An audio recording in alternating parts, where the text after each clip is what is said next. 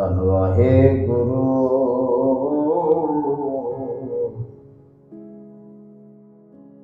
ਸਾਹਿਬ ਜੀ।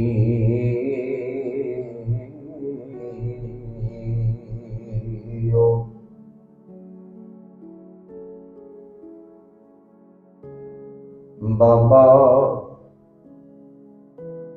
ਜਿਸ ਤੂੰ ਦੇਹ ਸੋਈ ਜਨ ਪਾਵੈ, ਪਾਵੈ ਤਾਂ ਸੋ ਜਨ ਦੇਹ ਜਿਸਨੋ, ਹੋਰ ਕਿਆ ਕਰ ਹੈ ਵਿਚਾਰਿਆ। ਇੱਕ ਭਰਮ ਭੂਲੇ ਫਿਰ ਹੈ ਦਹ ਦਿਸ਼, ਇੱਕ ਨਾਮ ਦਾਗ ਸਵਾਰਿਆ। ਗੁਰ ਪ੍ਰਸਾਦੀ ਮਨ ਭਇਆ ਨਿਰਮਲ, ਜਿਨਾ ਪਾਣਾ ਭਾਵੇ। ਕਹਿ ਨਾਨਕ ਜਿਸ ਦੇਹ ਪਿਆਰੇ, ਸੋਈ ਜਨ ਪਾਵੈ। ਕਹਿ ਨਾਨਕ ਜਿਸ ਦੇਹ ਪਿਆਰੇ, ਸੋਈ ਜਨ ਪਾਵੈ।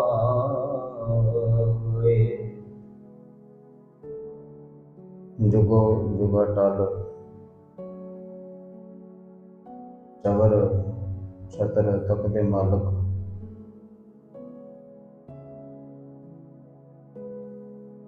ਹਾਜ਼ਰਾ ਹਜ਼ੂਰ ਜ਼ਾਹਰਾ ਜ਼ਹੂਰ ਸਰਬ ਕਲਾ ਭਰਪੂਰ, ਗਿਆਨ ਦੇ ਅਗੰਮੀ ਭੰਡਾਰ, सब सुखन को दाता, सब दुखन को हरता। गुरता गद्दी ते सुभाएमान,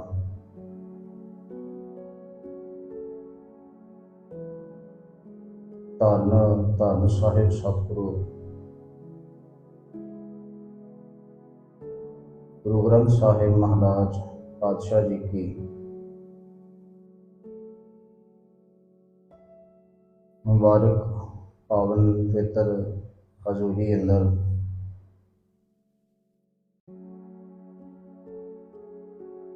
सर्वन सदानी अमृत के दाते कलगीधर पातशाह धन गुरु गोबिंद सिंह महाराज पातशाह जी के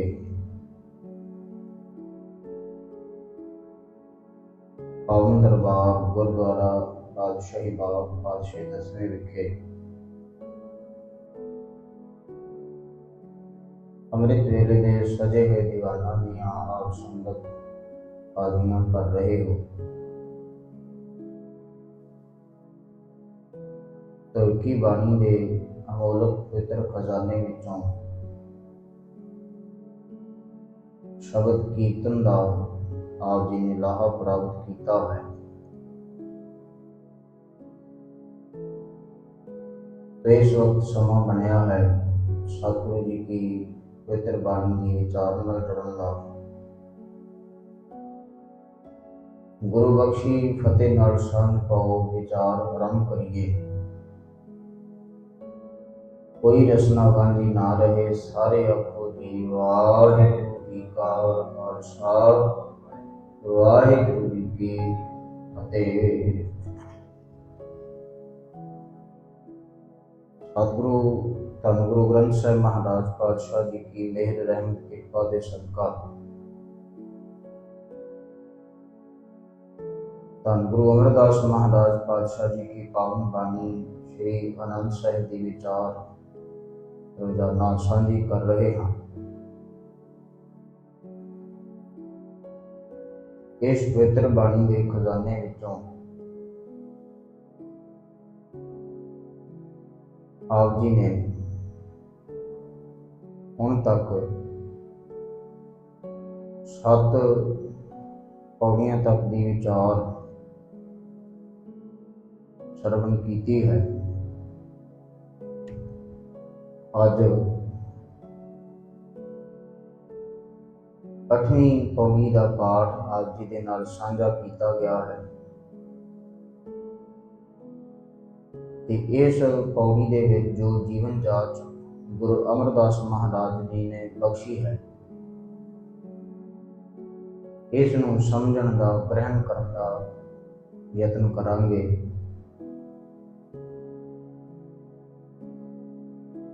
सतगुरु जी रहमत करके पहली पंक्ति में आखते हैं, बाबा जिस तू देह सोई जन पावे। जिस आनंद की आत्मक आनंद की गल की जा रही है, जिदे बारे समुची बाणी है, हजूर इसनूं आखदे ने ये आनंद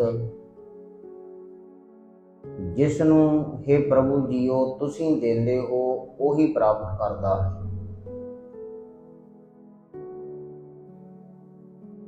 कहण तो भाव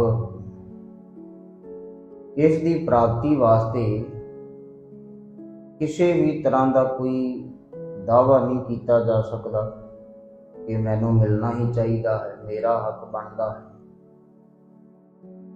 इस तरह का कोई दावा नहीं पेश किया जा सकता। इते प्रभु जिस उत्ते आप मेहरबान हुंदा है, त्रुट पैंदा है, कृपालु हुंदा है, ये दात उसनूं प्राप्त होती है। पौड़ी का सब तो पहला अखर बाबा, ये आम ही असी अखर वरतते हाँ।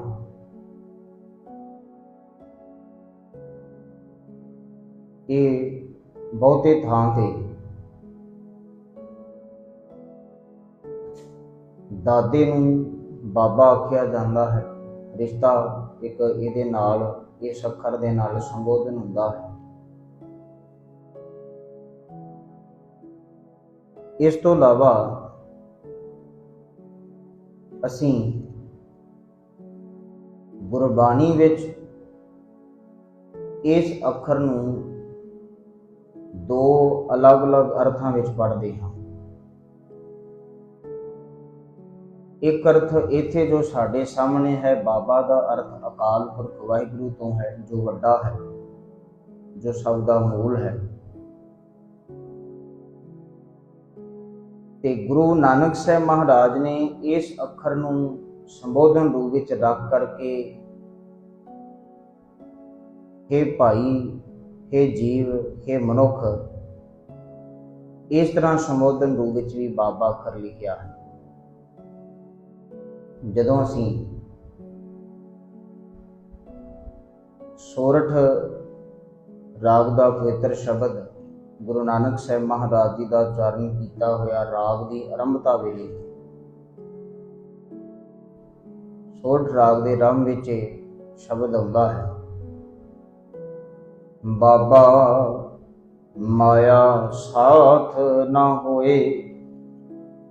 जिहदी शुरुआत हुंदी है, मन हाली किरसानी करनी सदम पानी तन खेत। उस शब्द विच रहाउ की पंक्ति विच ये अखर बाबा माया साथ ना होए ये वरत्या गया है। ते उथे इस दे अर्थ हन, हे भाई, हे मनुख, हे जग्यासु, जिस माया वास्ते तेरी दिन भर दौड़ भज बनी रहिंदी है, वो माया जिहदे कारण करके तैनूं परमात्मा भी भुलिया होया है, जिहदे कारण करके इंसानियत का फर्ज भी अपना तू गवा दिंदा है। वो ठगियां दी, चोरियां दी माया तेरे नाल नहीं जा सकती। ते इत्थे गुरु अमरदास महाराज जी ने जिहड़ा ये बाबा अखर वरत्या है, ਇਹ ਵੀ ਸੰਬੋਧਨ ਰੂਪ ਵਿੱਚ, ਪਰ ਇਹ ਹਰੀ ਅਕਾਲ ਪੁਰਖ ਵਾਹਿਗੁਰੂ ਮਾਲਕ ਨੂੰ ਸੰਬੋਧਨ ਕਰਕੇ ਕਿ हे ਪ੍ਰਭੂ ਜੀਓ, ਆਤਮਕ ਆਨੰਦ ਦੀ ਦਾਤ ਜਿਸ ਨੂੰ ਤੁਸੀਂ ਆਪ ਦਿੰਦੇ ਹੋ ਉਹੀ ਪ੍ਰਾਪਤ ਕਰ ਸਕਦਾ ਹੈ। ਇਹਦੀ ਪ੍ਰਾਪਤੀ ਵਾਸਤੇ ਕੋਈ ਦਾਅਵਾ ਕਰੇ ਕਿ ਮੈਨੂੰ 20 ਸਾਲ ਹੋ ਗਏ ਨੇ ਅੰਮ੍ਰਿਤ ਵੇਲੇ ਦੀ ਹਾਜ਼ਰੀ ਭਰਦਿਆਂ, ਮੈਂ ਇੰਨਾ ਨਿਤਨੇਮ ਕਰ ਦਿੰਦਾ ਹਾਂ, ਇੰਨੇ ਪਾਠ ਕਰਦਾ ਹਾਂ, ਮੈਂ ਤੇ ਇੰਨੀ ਸੇਵਾ ਕਰਦਾ, ਇੰਨੇ ਤੀਰਥਾਂ ਤੇ ਜਾ ਆਇਆ ਹਾਂ, ਇਸ ਤਰ੍ਹਾਂ ਦਾ ਦਾਅਵਾ ਕੀਤਾ ਜਾਵੇ ਤੇ ਆਖਿਆ ਜਾਵੇ ਮੈਨੂੰ ਆਨੰਦ ਦੀ ਪ੍ਰਾਪਤੀ ਹੋਵੇ, ਤੇ ਹਜ਼ੂਰ ਆਖਦੇ ਨੇ ਇੱਥੇ ਇਹ ਦਾਅਵਾ ਨਹੀਂ ਕੀਤਾ ਜਾ ਸਕਦਾ। ਇੱਥੇ ਤੇ ਪ੍ਰਭੂ ਆਪ ਮਿਹਰਬਾਨ ਹੋ ਕਰਕੇ ਤਰੁੱਠ ਕਰਕੇ ਕਿਹਦੀ ਕੀਤੀ ਸੇਵਾ ਕਿਤਨੇ ਸਮੇਂ ਵਿੱਚ ਪ੍ਰਵਾਨ ਕਰ ਲੈਂਦਾ ਹੈ, ਇਹ ਫੈਸਲਾ ਉਹਦਾ ਆਪਣਾ ਹੀ ਹੈ। ਗੁਰ ਇਤਿਹਾਸ ਵਿੱਚੋਂ ਇਹਦੀਆਂ ਉਦਾਹਰਨਾਂ ਸੀ ਇਸ ਤਰ੍ਹਾਂ ਸੁਖਾਲੀਆਂ ਸਮਝ ਸਕਦੇ ਹਾਂ। ਸਾਹਿਬ ਸਤਿਗੁਰੂ ਗੁਰੂ ਨਾਨਕ ਸਾਹਿਬ ਮਹਾਰਾਜ ਪਾਤਸ਼ਾਹ ਜੀ ਦੀ ਸ਼ਰਨ ਵਿੱਚ ਭਾਈ ਲਹਿਣਾ ਜੀ 1532 ਵਿੱਚ ਪਹੁੰਚਦੇ ਨੇ। ਤੋ ਜੋ ਗੁਰਤਾ ਗੱਦੀ ਦੀ ਦਾਤ ਉਹਨਾਂ ਨੂੰ ਪ੍ਰਾਪਤ ਹੁੰਦੀ ਹੈ,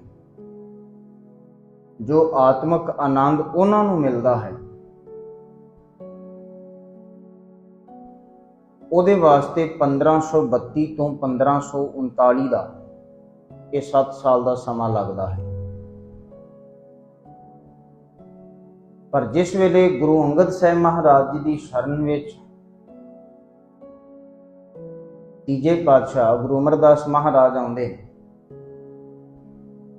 ਤੇ ਉਹਨਾਂ ਨੂੰ ਇਸ ਆਤਮਕ ਆਨੰਦ ਦੀ ਪ੍ਰਾਪਤੀ ਤੇ ਇਹ ਪੰਕਤੀ ਕਹਿਣ ਵਾਸਤੇ ਸੱਚਮੁੱਚ ਕਿ ਆਨੰਦ ਭਇਆ ਮੇਰੀ ਮਾਏ ਸਤਿਗੁਰੂ ਮੈਂ ਪਾਇਆ, ਇਹ ਕਹਿਣ ਵਿੱਚ ਉਹਨਾਂ ਨੂੰ ਜਿਹੜਾ ਹੈ ਲਗਭਗ 12 ਸਾਲ ਦਾ ਸਮਾਂ ਲੱਗਦਾ। ਇਹ ਦਾਤ ਉਹਨਾਂ ਨੂੰ ਉਸ ਤੋਂ ਬਾਅਦ ਪ੍ਰਾਪਤ ਹੁੰਦੀ ਹੈ। ਫਿਰ ਗੁਰੂ ਰਾਮਦਾਸ ਪਾਤਸ਼ਾਹ ਮਹਾਰਾਜ ਜੀ ਦੀ ਗੱਲ ਕਰੀਏ, ਭਾਈ ਜੇਠਾ ਜੀ ਤੋਂ ਗੁਰੂ ਰਾਮਦਾਸ ਤੱਕ ਦਾ ਜਿਹੜਾ ਸਫ਼ਰ ਬਣਿਆ ਤੇ ਉਹਦੇ ਵਿੱਚ ਹੋਰ ਘੱਟ ਸਮਾਂ ਲੱਗਦਾ ਹੈ। ਤੋ ਕਹਿਣ ਤੋਂ ਭਾਵ ਇਹ ਅਕਾਲ ਪੁਰਖ ਵਾਹਿਗੁਰੂ ਆਪ ਤਰੁੱਠ ਕਰਕੇ ਮਿਹਰਬਾਨ ਹੋ ਕੇ ਜਦੋਂ ਜਿਸ ਨੂੰ ਦਾਤ ਦਿੰਦਾ ਹੈ ਉਦੋਂ ਹੀ ਦਿੰਦਾ ਹੈ। ਇਹਦੇ ਵਾਸਤੇ ਕੋਈ ਦਾਅਵਾ ਨਹੀਂ ਵੀ ਫਲਾਣੇ ਨੂੰ 5 ਸਾਲ ਬਾਅਦ ਹੀ ਦਾਤ ਮਿਲ ਗਈ ਤੇ ਮੈਨੂੰ 10 ਹੋ ਗਏ ਨੇ, ਅਜੇ ਤੱਕ ਕੋਈ ਦਾਤ ਨਹੀਂ ਪ੍ਰਾਪਤ ਹੋਈ। ਇਸ ਤਰ੍ਹਾਂ ਦਾ ਕੁਝ ਨਹੀਂ ਹੈ। ਇਸ ਨੂੰ ਕਈ ਵਾਰ ਮੈਂ ਬੇਨਤੀ ਆਪ ਸੰਗਤ ਨਾਲ ਕੀਤੀ ਹੈ। ਗੁਰੂ ਗ੍ਰੰਥ ਸਾਹਿਬ ਮਹਾਰਾਜ ਜੀ ਦੀ ਬਾਣੀ, ਇਸ ਬਾਬਤ ਆਪਣਾ ਫੈਸਲਾ ਸਤਿਗੁਰੂ ਦੀ ਬਾਣੀ ਦਾ, ਦਾਤੈ ਦਾਤ ਰੱਖੀ ਹੱਥ ਆਪਣੇ, ਜਿਸ ਪਾਵੈ ਤਿਸ ਦੇਈ। ਤੋ ਇਸ ਆਤਮਕ ਆਨੰਦ ਦੀ ਦਾਤ ਨੂੰ ਵੀ ਉਸ ਦਾਤਾਂ ਦੇਣ ਵਾਲੇ ਦਾਤੇ ਨੇ ਆਪਣੇ ਹੱਥ ਵਿੱਚ ਰੱਖਿਆ ਹੈ, ਤੇ ਜਿਹੜਾ ਉਸ ਨੂੰ ਭਾ ਜਾਂਦਾ ਹੈ, ਚੰਗਾ ਲੱਗਦਾ ਹੈ, ਇਹ ਦਾਤ ਉਸ ਦੀ ਝੋਲੀ ਪੈਂਦੀ ਹੈ। ਉਹਦੇ ਵਾਸਤੇ ਕੋਈ ਦਾਅਵਾ ਨਹੀਂ ਕਰਨਾ ਪੈਂਦਾ। ਜਿਵੇਂ ਵੱਖੋ ਵੱਖਰੇ ਜਿਹੜੇ ਮਹਿਕਮੇ ਨੇ ਉਹਨਾਂ ਵਿੱਚ ਆਪਣਾ ਪਦ ਉੱਨਤ ਹੋਣ ਵਾਸਤੇ, ਪ੍ਰਮੋਸ਼ਨ ਲੈਣ ਵਾਸਤੇ ਅਰਜ਼ੀ ਦੇਣੀ ਪੈਂਦੀ ਹੈ ਵੀ ਮੈਨੂੰ ਇੰਨੇ ਸਾਲ ਹੋ ਗਏ ਨੇ ਸਰਵਿਸ ਕਰਦਿਆਂ। ਪਰ ਇੱਥੇ ਇਸ ਤਰ੍ਹਾਂ ਦਾ ਕੁਝ ਵੀ ਨਹੀਂ ਹੈ। ਇੱਥੇ ਸਾਹਿਬ ਮਾਲਕ ਪ੍ਰਭੂ ਆਪ ਤਰੁੱਠ ਪਵੇ ਤੇ ਇਹ ਦਾਤ ਉਹਦੀ ਝੋਲੀ ਵਿੱਚ ਪਾ ਦਿੰਦਾ ਹੈ। ਸਤਿਗੁਰੂ ਕੀ ਪਵਿੱਤਰ ਬਾਣੀ ਵਿੱਚ ਇੱਕ ਹੋਰ ਪੰਕਤੀ ਹੈ। ਹਜ਼ੂਰ ਆਖਦੇ ਨੇ ਕਿ ਸਾਹਿਬ ਮਾਲਕ ਅਚਿੰਤਿਆਂ ਹੀ ਕਿਸੇ ਦੇ ਚਿੱਤ ਚੇਤੇ ਵਿੱਚ ਵੀ ਨਾ ਹੋਵੇ ਤੇ ਉਹਦੀ ਝੋਲੀ ਵਿੱਚ ਕੋਈ ਵੱਡੀ ਦਾਤ ਪਾ ਦੇਵੇ, ਤੇ ਇਹ ਉਸ ਵਿਅਕਤੀ ਵਾਸਤੇ ਪ੍ਰਭੂ ਦੀ ਇੱਕ ਕਰਾਮਾਤ ਹੁੰਦੀ ਹੈ। ਪੰਕਤੀ ਹੈ, ਸਾ ਸਿੱਧ ਸਾ ਕਰਾਮਾਤ ਹੈ, ਅਚਿੰਤ ਕਰੇ ਜਿਸ ਦਾਤ। ਅਚਿੰਤਿਆਂ ਹੀ, ਉਹਦੇ ਬਿਨਾਂ ਮੰਗਿਆਂ ਤੋਂ ਹੀ ਉਹਨੂੰ ਕੋਈ ਦਾਤ ਪ੍ਰਭੂ ਮਾਲਕ ਦੇ ਦੇਵੇ ਤੇ ਇਹਦੇ ਵਾਸਤੇ ਫਿਰ ਉਹੀ ਵੱਡੀ ਕਰਾਮਾਤ ਹੈ, ਸਭ ਤੋਂ ਵੱਡੀ ਸਿੱਧੀ ਹੈ, ਸਫਲਤਾ ਹੈ। ਤੋ ਹਜ਼ੂਰ ਆਖਦੇ ਨੇ, ਬਾਬਾ ਜਿਸ ਤੂੰ ਦੇਹ ਸੋਈ ਜਨ ਪਾਵੈ, ਜਿਸ ਨੂੰ ਤੂੰ ਆਪ ਦਿੰਦਾ ਹੈ ਇਹ ਦਾਤ ਆਤਮਕ ਆਨੰਦ ਦੀ, ਉਹੀ ਪ੍ਰਾਪਤ ਕਰਦਾ ਹੈ। ਫਿਰ ਅੱਗੇ ਹੈ ਜੀ, ਪਾਵੈ ਤਾਂ ਸੋ ਜਨ ਦੇਹ ਜਿਸ ਨੂੰ ਹੋਰ ਕਿਆ ਕਰਹਿ ਵਿਚਾਰਿਆ। ਪਾਵੈ ਤਾਂ ਸੋ ਜਨ, ਪ੍ਰਾਪਤ ਕਰਦਾ ਹੈ ਉਹ ਜਨ, ਉਹ ਸੇਵਕ, ਦੇਹ ਜਿਸ ਨੂੰ ਤੂੰ ਆਪ ਦਿੰਦਾ ਹੈ, ਹੋਰ ਕਿਆ ਕਰਹਿ ਵਿਚਾਰਿਆ। ਇੱਥੇ ਹੋਰ ਦਾ ਅਰਥ ਜਿਹੜੇ ਤੇਰੇ ਜਨ ਨਹੀਂ ਬਣਦੇ, ਤੇਰੀ ਸ਼ਰਨ ਵਿੱਚ ਨਹੀਂ ਆਉਂਦੇ। ਇਸ ਤੋਂ ਇਲਾਵਾ ਹੋਰ ਜਿਹੜੇ ਨੇ ਉਹ ਵਿਚਾਰੇ ਕੀ ਕਰ ਸਕਦੇ। ਕਹਿਣ ਤੋਂ ਭਾਵ ਦਾਤ ਦੇਣ ਵਾਲਾ ਤੂੰ ਆਪ ਹੈ, ਇਸ ਕਰਕੇ ਬਾਕੀ ਹੋਰ ਜਿਹੜੇ ਮਾਇਆ ਦੇ ਮੋਹ ਵਿੱਚ ਗਵਾਚੇ ਹੋਏ ਨੇ ਉਹਨਾਂ ਨੂੰ ਇਸ ਆਨੰਦ ਦੀ ਪ੍ਰਾਪਤੀ ਨਹੀਂ ਹੁੰਦੀ। ਜਿਹੜੇ ਮਾਇਆ ਮੋਹ ਦੇ ਵਿੱਚ ਗਵਾਚੇ ਹੋਏ ਆਪਣੇ ਜੀਵਨ ਵਿੱਚ ਸਿਰਫ ਉਹਨਾਂ ਨੂੰ ਮਾਇਆ ਹੀ ਵੱਡੀ ਦਿਸਦੀ ਹੈ, ਉਹ ਇਸ ਆਤਮਕ ਆਨੰਦ ਦੀ ਦਾਤ ਤੋਂ ਖਾਲੀ ਰਹਿ ਜਾਂਦੇ ਨੇ, ਵਾਂਝੇ ਰਹਿ ਜਾਂਦੇ। ਜਿਵੇਂ ਗੁਰੂ ਰਾਮਦਾਸ ਪਾਤਸ਼ਾਹ ਮਹਾਰਾਜ ਜੀ ਦੇ ਘਰ ਵਿੱਚ ਇਹ ਆਤਮਕ ਆਨੰਦ ਦੀ ਦਾਤ ਵਰਤਦੀ ਪਈ ਹੈ, ਅੱਜ ਵੀ ਇਹ ਵਰਤਦੀ ਹੈ। ਪਰ ਜਿਨ੍ਹਾਂ ਦਾ ਜੀਵਨ ਪ੍ਰਿਥੀ ਚੰਦ ਵਰਗਾ ਹੰਕਾਰੀ ਜੀਵਨ ਹੈ, ਉਹ ਗੁਰੂ ਦੇ ਘਰ ਵਿੱਚ ਰਹਿ ਕਰਕੇ ਵੀ ਇਸ ਆਤਮਕ ਆਨੰਦ ਦੀ ਵਰਤੀ ਹੋਈ ਦਾਤ ਨੂੰ ਪ੍ਰਾਪਤ ਨਹੀਂ ਕਰ ਸਕਦੇ। ਉਹ ਭਾਵੇਂ ਰਹਿੰਦੇ ਗੁਰੂ ਦੇ ਕੋਲ ਹੀ ਕਿਉਂ ਨਾ ਹੋ, ਉਹ ਜਦੋਂ ਆਪਣੇ ਮਨ ਨੂੰ ਮਾਇਆ ਵਿੱਚ ਗਲਤਾਨ ਕਰੀ ਰੱਖਦੇ ਨੇ ਤੇ ਉੱਥੇ ਫਿਰ ਆਨੰਦ ਨਹੀਂ ਜੇ ਬਣ ਸਕਦਾ। ਇਸ ਆਨੰਦ ਨੂੰ ਪ੍ਰਭੂ ਦਾ ਨਾਮ ਵੀ ਆਖਿਆ ਜਾਵੇ ਤੇ ਕੋਈ ਅਤਕਥਨੀ ਨਹੀਂ, ਕਿਉਂਕਿ ਅਸਲ ਵਿੱਚ ਆਤਮਕ ਆਨੰਦ ਤੇ ਪ੍ਰਭੂ ਦਾ ਨਾਮ ਹੀ ਹੈ। ਤੇ ਗੁਰੂ ਸਾਹਿਬ ਕਿਰਪਾ ਕਰਕੇ ਆਖਦੇ ਨੇ, ਹਉਮੈ ਨਾਮੈ ਨਾਲ ਵਿਰੋਧ ਹੈ, ਦੋਏ ਨਾ ਵਸੈ ਇੱਕ ਠਾਏ। ਇਹ ਦੋਵੇਂ ਵਿਰੋਧਾ ਭਾਵ ਵਾਲੇ ਹਨ, ਹਉਮੈ ਤੇ ਪ੍ਰਭੂ ਦਾ ਨਾਮ। ਜਿੱਥੇ ਹਉਮੈ ਵਸੀ ਹੋਈ ਹੈ ਉੱਥੇ ਨਾਮ ਨਹੀਂ ਵਸ ਸਕੇਗਾ, ਪਰ ਜਿੱਥੇ ਨਾਮ ਵਸ ਗਿਆ ਉੱਥੇ ਫਿਰ ਹਉਮੈ ਨਹੀਂ। ਜਿਸ ਨੂੰ ਭਗਤ ਰਵਿਦਾਸ ਜੀ ਵੀ ਆਖਦੇ ਨੇ, ਜਬ ਹਮ ਹੋਤੇ ਤਬ ਤੂੰ ਨਾਹੀ, ਅਬ ਤੂੰ ਹੀ ਮੈਂ ਨਾਹੀ। ਜਿੰਨਾ ਚਿਰ ਹਉਮੈ ਉਹਨਾਂ ਚਿਰ ਉੱਥੇ ਤੂੰ ਨਹੀਂ ਵਸ ਸਕਿਆ। ਤੇ ਜਿਸ ਵੇਲੇ ਹੁਣ ਤੂੰ ਮੇਰੇ ਹਿਰਦੇ ਰੂਪੀ ਘਰ ਵਿੱਚ ਆ ਵਸਿਆ, ਇੱਥੇ ਹੁਣ ਮੈਂ ਤੂੰ ਰਹਿਣ ਨਹੀਂ ਦਿੱਤੀ। ਮੇਰੇ ਵਿੱਚੋਂ ਮੈਂ ਮੇਰੀ ਖਤਮ ਹੋ ਗਈ ਹੈ। ਹੁਣ ਅਵਸਥਾ ਭਗਤ ਕਬੀਰ ਸਾਹਿਬ ਵਾਲੀ ਬਣ ਗਈ, ਤੂੰ ਤੂੰ ਕਰਤਾ ਤੂੰ ਹੁਆ, ਮੁਝ ਮੈਂ ਰਹਾ ਨਾ ਹੂੰ। ਹੁਣ ਉਹ ਹੂੰ ਹਉਮੈ ਮੇਰੇ ਅੰਦਰ ਨਹੀਂ ਰਹੀ, ਤੇਰਾ ਜਪ ਕਰਦਿਆਂ ਤੇਰਾ ਰੂਪ ਹੋ ਗਿਆ। ਤੋ ਹਜ਼ੂਰ ਆਖਦੇ ਨੇ, ਜਿਹੜੇ ਮਾਇਆ ਮੋਹ ਵਿੱਚ ਗਲਤਾਨ ਨੇ ਉਹਨਾਂ ਦੀ ਹਾਲਤ ਤਰਸਯੋਗ ਹੈ। ਜਿਨ੍ਹਾਂ ਨੂੰ ਮਾਇਆ ਤੋਂ ਬਿਨਾਂ ਹੋਰ ਕੋਈ ਦੂਜਾ ਦਿਸਦਾ ਹੀ ਨਹੀਂ, ਉਹਨਾਂ ਵਾਸਤੇ ਹੋਰ ਕਿਆ ਕਰੇ ਵਿਚਾਰਿਆ ਹੈ ਪ੍ਰਭੂ। ਬਾਕੀ ਜਿਹੜੇ ਹੋਰ ਨੇ ਉਹ ਕੀ ਵਿਚਾਰੇ ਕਰ ਸਕਦੇ ਨੇ, ਭਾਵ ਤੇਰੇ ਅੱਗੇ ਉਹਨਾਂ ਦੀ ਕੋਈ ਪਾਇਆ ਨਹੀਂ, ਨਾ ਤੇਰੇ ਅੱਗੇ ਕੋਈ ਦਾਵਾ ਪੇਸ਼ ਕੀਤਾ ਜਾ ਸਕਦਾ। ਹਾਂ ਇੰਨਾ ਜ਼ਰੂਰ ਹੈ ਵੀ ਤੇਰੇ ਅੱਗੇ ਤਰਲਾ ਜ਼ਰੂਰ ਕੀਤਾ ਜਾ ਸਕਦਾ ਹੈ। ਜਿਹੜੀ ਮੈਂ ਬੇਨਤੀ ਕਰਨੀ ਚਾਹ ਰਿਹਾ ਸਾਂ ਕਿ ਇਸ ਆਤਮਿਕ ਆਨੰਦ ਦੀ ਪ੍ਰਾਪਤੀ ਵਾਸਤੇ ਦਾਵਾ ਨਹੀਂ ਕੀਤਾ ਜਾ ਸਕਦਾ ਵੀ ਮੈਂ ਇੰਨੇ ਪਾਠ ਕਰਦਾ ਹਾਂ, ਇੰਨੀ ਸੇਵਾ ਕਰਦਾ ਤੇ ਮੈਨੂੰ ਉਹ ਆਨੰਦ ਮਿਲੇ ਹੀ ਮਿਲੇ, ਮੇਰਾ ਹੱਕ ਬਣਦਾ ਹੈ। ਐਸਾ ਨਹੀਂ ਕਿਹਾ ਜਾ ਸਕਦਾ, ਪਰ ਇੱਥੇ ਬੇਨਤੀ ਜ਼ਰੂਰ ਕੀਤੀ ਜਾ ਸਕਦੀ ਹੈ, ਤਰਲਾ ਜ਼ਰੂਰ ਲਿਆ ਜਾ ਸਕਦਾ ਹੈ। ਤੇ ਜਿਹੜਾ ਤਰਲਾ ਭਗਤਾਂ ਨੇ ਕੀਤਾ ਹੈ ਤੇ ਆਖਿਆ ਹੈ, ਬਹੁਤੇ ਫੇਰ ਪਏ ਕਿਰਪਨ ਕੋ, ਅਬ ਕਿਛ ਕਿਰਪਾ ਕੀਜੈ। ਕਿ ਮਾਲਕ ਬੜੇ ਫੇਰੇ ਪੈ ਗਏ ਨੇ ਇਸ ਸੰਸਾਰ ਨੂੰ, ਭਟਕਦਿਆਂ ਭਟਕਦਿਆਂ ਬੜਾ ਲੰਬਾ ਸਮਾਂ ਲੰਘ ਗਿਆ।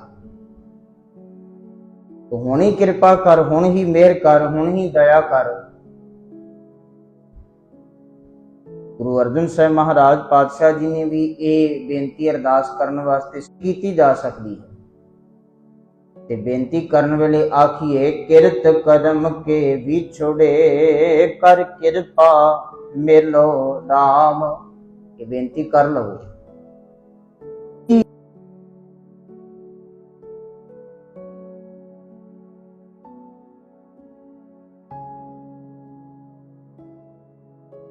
का यही लाभ मनुखा जीवन का ही लाभ है। इस करके माया मोह विच गलतान ना हो, माया दे मोह विचों उच्चे उठो ते बेनती करो, तरला लवो। तो जिसने बेनती की, जिसने मालिक दे चरनां विच आकर के अपने आप नूं समर्पण कर दिता है, ते ओदे ते फिर प्रभु दी मेहरबानी हुई है, प्रभु दी दया हुई है, ते ओनू फिर उस आत्मक आनंद की प्राप्ति हो जाती है। सतगुरु फिर अगे आखदे ने, एक परम भूले फिर हैं 10 दिश। कई इस तरह के भी संसार ते हन जिहड़े माया मोह दे भरम विच जीवन दे असल राह तों भुले हुए हैं। फिर हैं 10 दिश, फिरदे हन 10 दिशावां विच, भाव भटकदे फिरदे। 10 दिशावां, 4 जो साडी जुबान ते अखर ने, उत्तर दक्षिण पूर्व पश्चिम, ते 4 इस दे कोने ते हेठां धरती ते उपर आकाश। 10 दिशावां कहण तो भाव हर एक थां ते।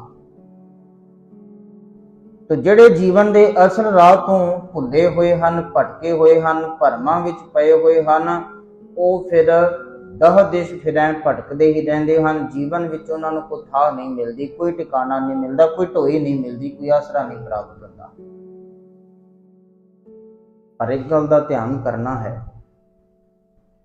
गुरु ऐसी बख्शिश करने वाला है कि भरमां दे सारे पर्दे तोड़ देवेगा, वहमां भरमां पखंडां नूं खत्म कर देने वाला है। धन सतगुरु गुरु नानक साहब महाराज पातशाह जी ने ते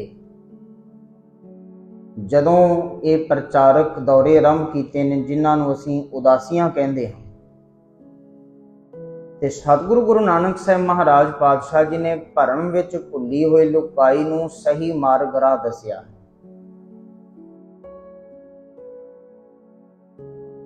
ते अपने गुरु तो बलिहार सदके होइए, जिसने सानू धार्मिक तौर ते कई तरह के वहम भरम पखंडां विच पैण तो, भरमां विच पैण तो पहला ही बचा लिया। गुरु नानक साहब महाराज पातशाह जी जिन्हां ने कुल कायनात नूं यह उपदेश दिता है कि जो प्रभु की बंदगी करने वाला है, सिफत करने वाला है, उहदे घर दा सुनेहा देने वाला है, उहनूं जातां पातां ते धर्मां दे तोल विच ना तोलो। जदों उन्होंने आख्या ना हम हिंदू ना मुसलमान, ते जदों ये गल जिहड़ी है काजियां मुलाणियां ने सुनिया, ते उन्होंने आख्या भी जे तुसीं आखदे हो भी सब बराबर ने, ते तुसीं साडे नाल चल करके मस्जिद विच नमाज अदा करो। ते सतगुरु आखदे ने चलो जिवें तुसीं आखो। सतगुरु जी भी उत्थे नाल जिहड़े ने मस्जिद विच पहुंच गए ने। ये दोवें जने अपनी नमाज अदा करदे ने, ते कदे कदे अख खोल करके वेख भी लैंदे ने भी गुरु नानक साहब ही नमाज पढ़दे ने कि नहीं। कदी कदी ध्यान उधर भी कर लेंदे। खैर उन्होंने अपनी नमाज खत्म की ते सतगुरु फिर उन्होंने पूछा भी तुसीं आख्या सी भी तुहाडे नाल नमाज अदा करांगे ते तुसीं नमाज नहीं अदा कीती, असीं तुहानूं वेखिया। ते सतगुरु गुरु नानक साहब महाराज आखदे ने भी असल विच तुहाडे विचों एक जाना जिहड़ा वो काबल कंधार विच घोड़े खरीददा पिया सी, ते तुसीं आखदे भी नमाज अदा करनी सी, मैं किवें नमाज अदा करदा, कोई तुहाडे विचों नाल ही नहीं सी। ਤੇ ਦੂਜੇ ਦਾ ਹਸ਼ਰ ਸੁਣੋ। ਦੂਜਾ ਜਿਹੜਾ ਉਹ ਆਪਣੇ ਘਰ ਦੇ ਵਿੱਚ ਘੋੜੀ ਜਿਹੜੀ ਹੈ ਉਹਦੀ ਇੱਕ ਵਿਸ਼ੇਰੀ ਨੂੰ ਡਰਦਾ ਹੈ ਵੀ ਉਹ ਕਿਤੇ ਖੂਹੀ ਵਿੱਚ ਨਾ ਡਿੱਗ ਪਵੇ। ਇਹ ਧਿਆਨ ਉਹਦਾ ਉਧਰ ਲੱਗਾ ਹੋਇਆ ਤੇ ਮੈਂ ਨਮਾਜ਼ ਕਿਹਦੇ ਨਾਲ ਪੜ੍ਹਦਾ। ਤੋ ਸਤਿਗੁਰੂ ਗੁਰੂ ਨਾਨਕ ਸਾਹਿਬ ਮਹਾਰਾਜ ਨੇ ਇੱਥੇ ਉਹਨਾਂ ਲੋਕਾਂ ਦਾ ਇਹ ਭਰਮ ਦੂਰ ਕੀਤਾ ਵੀ ਸਾਡੇ ਵਰਗੇ ਜਿਹੜੇ ਕੋਈ ਧਾਰਮਿਕ ਆਗੂ ਨੇ ਉਹਨਾਂ ਦੀਆਂ ਅੱਖਾਂ ਜਦੋਂ ਬੰਦ ਹੁੰਦੀਆਂ ਨੇ ਤੇ ਕਿਤੇ ਸਭ ਭੁਲੇਖਾ ਨਾ ਖਾਓ ਵੀ ਉਹ ਸੱਚਮੁੱਚ ਹੀ ਜਿਹੜੇ ਨੇ ਰੱਬ ਦੇ ਦੁਆਰੇ ਤੇ ਪਹੁੰਚ ਗਏ। ਉਹਨਾਂ ਦਾ ਧਿਆਨ ਕਿਤੇ ਹੋਰ ਲਗਾ ਫਿਰਦਾ, ਮਾਇਆ ਵਿੱਚ ਹੀ ਗਵਾਚੇ ਹੋਏ। ਫਿਰ ਅਜਿਹਾ ਵੀ ਸਤਿਗੁਰੂ ਨੇ ਰਹਿਮ ਕੀਤੀ ਹੈ ਤੇ ਭਰਮ ਵਿੱਚੋਂ ਕੱਢਿਆ ਹੈ। ਧਾਰਮਿਕ ਪਹਿਰਾਵੇ ਵਾਲਾ, ਧਰਮਸ਼ਾਲਾ ਬਣਾ ਕਰਕੇ ਰਹਿਣ ਵਾਲਾ ਭਾਈ ਸੱਜਣ, ਜੋ ਕਿ ਅਸਲ ਵਿੱਚ ਸੱਜਣ ਨਹੀਂ ਸੀ, ਤੇ ਲੋਕਾਈ ਨੂੰ ਉਹਦੇ ਵੱਲੋਂ ਪਾਏ ਹੋਏ ਭਰਮ ਜਾਲ ਵਿੱਚੋਂ ਕੱਢਿਆ ਤੇ ਉਹਨੂੰ ਆਪਣੇ ਹੀ ਮਾਇਆ ਮੋਹ ਦੇ ਭਰਮ ਜਾਲ ਵਿੱਚੋਂ ਪਏ ਹੋਏ ਨੂੰ ਕੱਢ ਕੇ ਸੱਚਮੁੱਚ ਦਾ ਸੱਜਣ ਵੀ ਬਣਾਇਆ। ਗੁਰੂ ਐਸਾ ਹੈ ਜਿਹੜਾ ਭਰਮਾਂ ਵਿੱਚੋਂ ਬਾਹਰ ਕੱਢ ਲੈਣ ਵਾਲਾ ਹੈ, ਭੁਲੇਖਿਆਂ ਵਿੱਚੋਂ ਬਾਹਰ ਕੱਢ ਲੈਣ ਵਾਲਾ ਹੈ, ਦੁਚਿੱਤੀ ਵਿੱਚੋਂ ਬਾਹਰ ਕੱਢ ਲੈਣ ਵਾਲਾ ਹੈ। ਇਸ ਕਰਕੇ ਹਜ਼ੂਰ ਕਿਰਪਾ ਕਰਕੇ ਆਖਦੇ ਨੇ ਜਿਨ੍ਹਾਂ ਨੂੰ ਇਹ ਦਾਤ ਆਤਮਿਕ ਆਨੰਦ ਦੀ ਗੁਰੂ ਦਿੰਦਾ ਹੈ, ਪ੍ਰਭੂ ਦਿੰਦਾ ਹੈ, ਪ੍ਰਾਪਤ ਉਹ ਕਰਦੇ ਨੇ। ਪਰ ਬਹੁਤ ਇਸ ਤਰ੍ਹਾਂ ਦੇ ਜਿਹੜੇ ਭਰਮ ਵਿੱਚ ਭੁੱਲੇ ਹੋਏ ਭਟਕਦੇ ਫਿਰਦੇ ਨੇ। ਇੱਕ ਨਾਮ ਲਗ ਸਵਾਰਿਆ, ਪਰ ਪ੍ਰਭੂ ਤੂੰ ਜਿਨ੍ਹਾਂ ਤੇ ਰਹਿਮਤ ਕੀਤੀ, ਕਈ ਐਸੇ ਵੀ ਨੇ ਕਿ ਉਹਨਾਂ ਨੂੰ ਆਪਣੇ ਨਾਮ ਵਿੱਚ ਜੋੜ ਕਰਕੇ ਉਹਨਾਂ ਦਾ ਜੀਵਨ ਸਵਾਰ ਦਿੱਤਾ ਹੈ, ਭਲਾ ਬਣਾ ਦਿੱਤਾ ਹੈ, ਚੰਗਾ ਬਣਾ ਦਿੱਤਾ ਹੈ। ਇੱਥੇ ਇਸ ਪੰਕਤੀ ਵਿੱਚ ਇੱਕ ਅੱਖਰ ਜਿਸ ਦੀ ਲਿਖਤ ਹੈ ਇੱਕ ਈੜੀ ਸਿਹਾਰੀ ਤੇ ਕੱਕੇ ਨੂੰ ਸਿਹਾਰੀ ਨਾਲ, ਜਿਹਦਾ ਅਰਥ ਹੈ ਕਈ, ਬਹੁਤ ਜ਼ਿਆਦਾ। ਬਾਣੀ ਵਿੱਚ ਇਹ ਤਿੰਨ ਵੱਖੋ ਵੱਖਰੇ ਰੂਪਾਂ ਵਿੱਚ ਵਰਤਿਆ ਗਿਆ ਹੈ। ਜਪਜੀ ਸਾਹਿਬ ਦੀ ਪਵਿੱਤਰ ਬਾਣੀ ਦਾ ਅਮੋਲਕ ਖਜ਼ਾਨਾ ਖੋਲੀਏ ਤੇ 5ਵੀਂ ਤੇ 6ਵੀਂ ਪੌੜੀ ਵਿੱਚ ਇਹਦੀ ਉਦਾਹਰਨ ਪ੍ਰਾਪਤ ਹੁੰਦੀ ਹੈ। ਪੰਕਤੀ ਹੈ, ਗੁਰਾ ਇੱਕ ਦੇਹ ਬੁਝਾਈ, ਸਭਨਾ ਜੀਆਂ ਕਾ ਇੱਕ ਦਾਤਾ, ਸੋ ਮੈਂ ਵਿਸਰ ਨਾ ਜਾਈ। ਇਹਨਾਂ ਪੰਕਤੀਆਂ ਵਿੱਚ ਇੱਕ ਗੁਰਾ, ਇੱਕ ਦੇਹ ਬੁਝਾਈ, ਇੱਕ ਕੱਕਾ ਮੁਕਤਾ ਹੈ, ਨਾਲ ਹੀ ਹੈ ਸਭਨਾ ਜੀਆਂ ਕਾ ਇੱਕ ਦਾਤਾ, ਉੱਥੇ ਕੱਕਾ ਔਂਕੜ ਹੈ। ਤੇ ਇੱਥੇ ਆਨੰਦ ਸਾਹਿਬ ਦੀ ਪਵਿੱਤਰ ਬਾਣੀ ਵਿੱਚ ਇਹ ਜਿਹੜੀ ਪੰਕਤੀ ਪੜ੍ਹ ਰਹੇ ਹਾਂ 8ਵੀਂ ਪੌੜੀ ਵਿੱਚ, ਇੱਕ ਭਰਮ ਭੁੱਲੇ ਫਿਰਹਾਂ ਦਹ ਦਿਸ਼, ਇੱਕ ਨਾਮ ਲਾਗ ਸਵਾਰਿਆ, ਇੱਥੇ ਦੋਵਾਂ ਥਾਵਾਂ ਤੇ ਇੱਕ ਕੱਕਾ ਸਿਹਾਰੀ ਨਾਲ ਹੈ। ਗੁਰਬਾਣੀ ਵਿਆਕਰਨ ਦੇ ਨੇਮ ਜਿਹੜੇ ਨੇ ਉਹ ਦੱਸਦੇ ਹਨ। ਇੱਕ ਕੱਕਾ ਸਿਹਾਰੀ ਵਾਲਾ ਜਿਹਦਾ ਅਰਥ ਹੈ ਕਈ, ਬਹੁਤ ਜ਼ਿਆਦਾ। ਇੱਕ ਕੱਕਾ ਔਂਕੜ ਵਾਲਾ ਜਿਹਦਾ ਅਰਥ ਇੱਕ ਤੋਂ ਹੀ ਹੈ, ਗਿਣਤੀ ਇੱਕ ਹੀ ਹੈ, 2 3 4 ਨਹੀਂ, ਜਿਹਦੇ ਭਾਵ ਅਰਥ ਅਕਾਲ ਪੁਰਖ ਵਾਹਿਗੁਰੂ ਜੋ ਸਦਾ ਇੱਕੋ ਹੀ ਹੈ। ਤੇ ਗੁਰਾ ਇੱਕ ਦੇਹ ਬੁਝਾਈ, ਇੱਕ ਕੱਕਾ ਜਿਹੜਾ ਮੁਕਤਾ ਹੈ ਉਹ ਬੁਝਾਈ ਬੂਝ ਸਮਝ ਦਾ ਵਿਸ਼ੇਸ਼ਣ ਹੈ ਤੇ ਉਹ ਬਿਨਾਂ ਔਂਕੜ ਤੋਂ ਉਹਨੂੰ ਲਿਖਿਆ ਗਿਆ ਹੈ, ਜੋ ਇਸਤਰੀ ਲਿੰਗ ਨਾਮ ਦਾ ਵਿਸ਼ੇਸ਼ਣ ਹੈ। ਤਾਂ ਕਹਿਣ ਤੋਂ ਭਾਵ ਕੀ ਹੈ, ਸਤਿਗੁਰੂ ਇੱਥੇ ਕਿਰਪਾ ਕਰਕੇ ਆਖਦੇ ਨੇ ਕਈ ਤੇਰੇ ਹੁਕਮ ਵਿੱਚ ਹੀ ਭਰਮ ਵਿੱਚ ਭੁੱਲੇ ਭਟਕਦੇ ਨੇ ਤੇ ਪਰ ਕਈਆਂ ਨੂੰ ਤੂੰ ਮਿਹਰ ਕਰਕੇ ਦਇਆ ਕਰਕੇ ਸਵਾਰ ਵੀ ਦਿੱਤਾ ਹੈ। ਹੁਣ ਇਸ ਪੰਕਤੀ ਵਿੱਚ ਦੋ ਜਿਹੜੇ ਸਿਧਾਂਤ ਨੇ ਸਾਡੇ ਸਾਹਮਣੇ ਰੱਖੇ ਨੇ। ਪਹਿਲਾ ਸਿਧਾਂਤ ਇਹ ਹੈ ਕਿ ਤੇਰੇ ਹੁਕਮ ਵਿੱਚ ਹੀ ਜੀਵ ਭਰਮ ਭੁੱਲੇ ਭਰਮਾਂ ਵਿੱਚ ਭਟਕਦੇ ਨੇ, ਤੇ ਦੂਜਾ ਲਿਖਿਆ ਹੈ ਨਾਮ ਲਾਗ ਸਵਾਰਿਆ, ਤੇਰੇ ਹੁਕਮ ਵਿੱਚ ਹੀ ਨਾਮ ਵਿੱਚ ਲੱਗ ਕਰਕੇ ਜੀਵਨ ਸਵਰਦਾ ਵੀ ਹੈ। ਹੁਣ ਜਿਨ੍ਹਾਂ ਨੇ ਆਪਣੇ ਜੀਵਨ ਵਿੱਚ ਵਹਿਮ ਭਰਮ ਪਖੰਡ ਪਾਲੇ ਹੋਏ ਨੇ, ਜਿਨ੍ਹਾਂ ਦੀਆਂ ਆਦਤਾਂ ਮਾੜੀਆਂ ਨੇ, ਜੋ ਮੰਦ ਕਰਮ ਜਿਨ੍ਹਾਂ ਨੂੰ ਚੰਗੇ ਲੱਗਦੇ ਨੇ, ਉਹ ਤੇ ਇਸ ਪੌੜੀ ਦੀ, ਇਸ ਪੰਕਤੀ ਦੀ ਅੱਧੀ ਪੰਕਤੀ ਜਿਹੜੀ ਉਹਨੂੰ ਵਰਤੇ, ਇਹ ਤੇ ਰੱਬ ਦਾ ਹੁਕਮ ਹੈ ਤਾਂ ਹੀ ਅਸੀਂ ਐਵੇਂ ਕਰਦੇ ਹਾਂ। ਇਹ ਉਹਦੇ ਹੁਕਮ ਵਿੱਚ ਹੀ ਹੋ ਰਿਹਾ ਹੈ, ਸ਼ਰਾਬ ਉਹਦੇ ਹੁਕਮ ਵਿੱਚ ਪੀਤੀ ਜਾ ਰਹੀ, ਐਵੇਂ ਕਹਿਣ ਲੱਗ ਪੈਣ। ਪਰ ਅਸਲ ਵਿੱਚ ਉਹਨਾਂ ਦਾ ਹਿਰਦਾ ਜਿਹੜਾ ਹੈ ਸੋਚ ਵਿਚਾਰ ਸੌੜੀ ਹੈ, ਤੇ ਇਸ ਕਰਕੇ ਉਹ ਇੱਥੇ ਹੀ ਰੁਕੇ ਹੋਏ ਨੇ। ਪੰਕਤੀ ਦਾ ਦੂਜਾ ਜਿਹੜਾ ਭਾਗ ਹੈ ਉਹਨੂੰ ਨਹੀਂ ਪੜ੍ਹਦੇ, ਵੀ ਇੱਥੇ ਵੀ ਤੇ ਲਿਖਿਆ ਇੱਕ ਨਾਮ ਲਾਭ ਸਵਾਰਿਆ, ਤੇ ਨਾਮ ਵਿੱਚ ਜੁੜ ਜਾਓ, ਜੀਵਨ ਸਵਰ ਵੀ ਤੇ ਜਾਵੇਗਾ।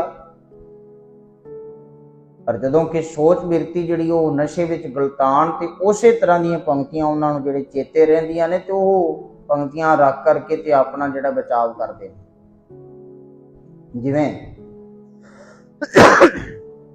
ਇੱਕ ਉਦਾਹਰਨ ਮੈਂ ਪਹਿਲਾਂ ਵੀ ਸਾਂਝੀ ਕੀਤੀ ਸੀ, ਵੀ ਕਈ ਜਿਹੜੇ ਨੇ ਉਹ ਆਪਣੇ ਬਚਾਵ ਵਾਸਤੇ ਇਸ ਤਰ੍ਹਾਂ ਦੀ ਵਿਚਾਰ ਕਰਦੇ ਨੇ ਵੀ ਇੱਕ ਚੋਰ ਚੋਰੀ ਕਰਦਾ ਫੜਿਆ ਗਿਆ, ਤੇ ਜਦੋਂ ਉਹਨੂੰ ਅਦਾਲਤ ਵਿੱਚ ਪੇਸ਼ ਕੀਤਾ ਗਿਆ ਤੇ ਜੱਜ ਉਸ ਨੂੰ ਪੁੱਛਦਾ ਵੀ ਤੂੰ ਰੰਗੇ ਹੱਥੀ ਫੜਿਆ ਗਿਆ, ਵੀ ਤੈਨੂੰ ਹੁਣ ਸਜ਼ਾ ਹੋਵੇਗੀ, ਵੀ ਤੂੰ ਆਪਣੇ ਬਚਾਅ ਵਾਸਤੇ ਜੇ ਕੁਝ ਕਹਿਣਾ ਤੇ ਕਹਿ। ਤੇ ਉਹ ਅੱਗੋਂ ਆਖਣ ਲੱਗਾ ਵੀ ਇਹ ਜਿਹੜੀ ਚੋਰੀ ਮੇਰੇ ਨਾਂ ਤੇ ਦੱਸੀ ਜਾਂਦੀ, ਵੀ ਚੋਰੀ ਮੈਂ ਨਹੀਂ ਕੀਤੀ, ਤੇ ਮੇਰੇ ਵਿੱਚ ਬੈਠੇ ਰੱਬ ਨੇ ਕੀਤੀ। तो फिर ਉਹ ਜਿਹਾ ਜਵਾਬ ਉਹਨੂੰ ਸਾਹਮਣੇ ਤੋਂ ਹੀ ਸੁਣਨਾ ਪਿਆ ਹੈ, ਵੀ ਹੁਣ ਉਹ ਨਾਮ ਜਿਹੜਾ ਵੀ ਆਪਣੇ ਵਿੱਚ ਬੈਠੇ ਹੋਏ ਰੱਬ ਦਾ ਲਾਈ ਜਾ ਰਿਹਾ। ਤੇ ਜੱਜ ਅੱਗੋਂ ਆਖਦਾ ਵੀ ਜਿਹੜੀ ਹੁਣ ਤੈਨੂੰ 6 ਮਹੀਨੇ ਦੀ ਮੈਂ ਸਜ਼ਾ ਸੁਣਾਉਣ ਲੱਗਾ, ਮੈਂ ਨਹੀਂ ਸੁਣਾਉਣ ਲੱਗਾ, ਮੇਰੇ ਵਿੱਚ ਬੈਠੇ ਰੱਬ ਨੇ ਸੁਣਾਈ। ਫਿਰ ਉਹਨਾਂ ਨੂੰ ਉਹ ਜਿਹਾ ਜਵਾਬ ਦੇਣਾ ਪੈਂਦਾ ਹੈ। तो सतगुरु दी इन्हां पंक्तियां दे भाव नूं समझना अत्यंत जरूरी है, भी रब्बी हुक्म विच हो रहा है, पर एक नाम लाग सवारिया ये भी ते रब्बी हुक्म ही है, भी प्रभु दे नाम में जुड़ करके जीवन सबर भी ते जांदा है। तो उन्होंने फिर सतगुरु आखदे ने, गुर प्रसादी मन भया निर्मल जिन्ना भाना भावे। गुर प्रसादी, गुरु दे प्रसाद, गुरु दी मेहर सदका ਉਹਨਾਂ ਦਾ ਮਨ ਪਵਿੱਤਰ ਹੋ ਜਾਂਦਾ ਹੈ, ਭਰਮ ਭਟਕਣਾ ਖਤਮ ਹੋ ਜਾਂਦੀ ਹੈ, ਭੁਲੇਖੇ ਖਤਮ ਹੋ ਜਾਂਦੇ ਹਨ, ਮਾਇਆ ਮੋਹ ਦੀ ਮੈਲ ਅੰਦਰੋਂ ਨਿਕਲ ਜਾਂਦੀ ਹੈ, ਵਿਸ਼ਿਆਂ ਵਿਕਾਰਾਂ ਦੀ ਮੈਲ ਨਿਕਲ ਜਾਂਦੀ ਹੈ, ਉਹਨਾਂ ਦਾ ਮਨ ਪਵਿੱਤਰ ਹੋ ਜਾਂਦਾ ਹੈ। ਕਿਹਨਾਂ ਦੀ ਗੱਲ ਹੋ ਰਹੀ ਹੈ? ਜਿਨ੍ਹਾਂ ਭਾਣਾ ਭਾਵੇ, ਜਿਨ੍ਹਾਂ ਨੂੰ ਭਾਣਾ ਚੰਗਾ ਲੱਗਦਾ, ਜਿਨ੍ਹਾਂ ਨੂੰ ਹੁਕਮ ਚੰਗਾ ਲੱਗਦਾ ਹੈ, ਜਿਹੜੇ ਰੱਬੀ ਹੁਕਮ ਦੇ ਅਧੀਨ ਹੋ ਕਰਕੇ ਤੁਰਦੇ ਨੇ, ਜਿਹੜੇ ਉਸ ਦੇ ਭਾਣੇ ਨੂੰ ਸੱਤ ਕਰਕੇ ਮੰਨਦੇ ਨੇ, ਉਹਨਾਂ ਦਾ ਮਨ ਪਵਿੱਤਰ ਹੁੰਦਾ ਹੈ, ਸਾਫ਼ ਹੁੰਦਾ ਹੈ। ਪ੍ਰਭੂ ਦੇ ਘਰ ਵਿੱਚ ਪ੍ਰਵਾਨ ਉਹੀ ਹੋ ਸਕਦੇ ਹਨ। ਜਿਵੇਂ ਸਾਨੂੰ ਵੀ ਮੈਲੀ ਥਾਂ ਦੇ ਉੱਤੇ ਬੈਠਣਾ ਚੰਗਾ ਨਹੀਂ ਲੱਗਦਾ, ਮੈਲੇ ਕੱਪੜੇ ਪਾਉਣੇ ਚੰਗੇ ਨਹੀਂ ਲੱਗਦੇ, ਗੰਦਗੀ ਸਾਨੂੰ ਵੀ ਪਸੰਦ ਨਹੀਂ ਹੈ। ਅਸੀਂ ਵੀ ਸਾਫ਼ ਨਿਰਮਲ ਪਵਿੱਤਰ ਥਾਂ, ਸਾਫ਼ ਕੱਪੜੇ, ਸਾਫ਼ ਸੁਥਰਾ ਖਾਣਾ ਇਹ ਪਸੰਦ ਕਰਦੇ ਹਾਂ। तो जिस हिरदे रूपी घर विच काम क्रोध नगर बहु भरिया, काम दे नाल, क्रोध दे नाल, लोभ दे नाल, मोह दे नाल जिहड़ा ये हिरदा रूपी घर भरिया है, लिबड़िया होया है, फिर ये प्रभु नूं किवें पसंद आ जाएगा? जे सानू सफाई पसंद है तो उन्होंने भी सफाई पसंद है। तो हजूर इत्थे आखदे ने, गुर प्रसादी मन भया निर्मल जिन्ना भाना भावे। आओ आपो अपने मन नूं जे निर्मल बनाउणा है, पवित्र बनाउणा है, ते उस पवित्रता ही वास्ते जिन्हां नूं भाना चंगा लगदा है उन्हां दा मन निर्मल हो जांदा है। वो गुर प्रसाद दे हकदार हुंदे ने, तो उन्हां दा मन पवित्र हुंदा है। ते सतगुरु तां भी फिर नाल आखदे ने, जिन्हां दा मन निर्मल हो गया, पवित्र हो गया है। इत्थे केवल कले तन की पवित्रता की गल नहीं है, इत्थे पवित्रता मन की होनी अत्यंत जरूरी है। तीर्थां ते जाकर के स्नान करने वाले भी ये सोचन कि शायद शरीर का बाहरों स्नान कीते मन पवित्र हो गया। तो हजूर पवित्र बाणी विच इस बाबत एक वचन देंदे ने, तो आखदे ने, नावन चले तीर्थी मन खोटे तन चोद, एक पहाड़ लत्थी नात्या दोए पहाड़ चढ़िए सहो। इस तो ते फिर साध भले अण नात्या चोर से चोरा चोर। बाहर धोती तूंबड़ी अंदर विस निकोर। ਜਾਂ ਸਤਿਗੁਰੂ ਆਖਦੇ ਨੇ ਧੋਤਿਆਂ ਝੂਠ ਨਾ ਉਤਰੈ ਜੇ 100 ਧੋਵਾਂ ਤਿਸ। ਇਸ ਕਰਕੇ ਇੱਥੇ ਕੇਵਲ ਕੱਲੇ ਤਨ ਦੀ ਪਵਿੱਤਰਤਾ ਨਹੀਂ, ਮਨ ਦੀ ਪਵਿੱਤਰਤਾ ਵੀ ਚਾਹੀਦੀ ਹੈ। ਤੋ ਹਜ਼ੂਰ ਕਿਰਪਾ ਕਰਕੇ ਰਹਿਮਤ ਕਰਕੇ ਬਚਨ ਸਾਨੂੰ ਦਿੰਦੇ ਹਨ ਤੇ ਨਾਲ ਹੀ ਫਿਰ ਆਖਦੇ ਨੇ ਜਿਨ੍ਹਾਂ ਦਾ ਮਨ ਪਵਿੱਤਰ ਹੋਇਆ ਹੈ, ਜਿਨ੍ਹਾਂ ਨੂੰ ਪ੍ਰਭੂ ਭਾਣਾ ਚੰਗਾ ਲੱਗਾ ਹੈ, ਉਹਨਾਂ ਵਾਸਤੇ ਬਚਨ ਹੈ ਜੀ, ਕਹਿ ਨਾਨਕ ਜਿਸ ਦੇਹ ਪਿਆਰੇ ਸੋਈ ਧਨ ਪਾਵੇ। तो फिर हे प्यारे प्रभु हरि मालिक जीओ, जिसनों तुसी ये आत्मक आनंद की दात देंदे हो, ओही जानो सेवक इस नूं प्राप्त कर लैंदा है ते प्राप्ति उन्हां नूं जिन्हां दा मन पवित्र हो जाता है, जिन्हां ने हिरदा रूपी भांडा अपना पवित्र बनाया है। ते ये हिरदा रूपी भांडा पवित्र करन दी थां जगह ये गुरु दा द्वारा ही है, होर कोई दूजी थां नहीं है। गुरु द्वारा होए सोजी पाए सी, एत द्वारे तोए अच्छा होए सी। तो गुरु दे इस द्वारे ते आकर के इस मन रूपी भांडे नूं धोता जाना है। एक बेनती इत्थे मैं नाल होर आप संगत दे चरनां विच रखां। कई बारी असीं ऐसा कहंदे व्यक्तियां नूं सुणदे हां कि जे तेरा मन पवित्र नहीं ते तैनूं गुरुद्वारे जाने का की फायदा, की लाभ है। तो उन्हां दी असल विच विचार कमजोर है, छोटी है, सिद्धांत नूं नहीं उन्हां ने समझिया। असल विच इत्थे ते आई दा ही मन पवित्र करन वास्ते है। ये दर है ही ऐसा जिथे आकर के मन नूं पवित्र बनाया जाना है, जिथे आकर के मन नूं लगी विषयां विकारां दी मैल धोती जानी है। गुरु दे द्वारे ते नाम दी वर्खा हो रही है। ते जिवें कहंदे ने भी अग बलदी होवे ते ओदे नाल धातां शुद्ध कीतियां जांदियां ने, अग दा सेक दे करके सोने विचों कोट कड्ढी जांदी है। जां जिवें मींह पैंदा है, बारिश हुंदी है ते उदों जिन्ने भी दरख्त हन उन्हां ते हवा द्वारा जिहड़ी धूल मिट्टी जम जांदी है, वो धोती जांदी, साफ हो जांदी।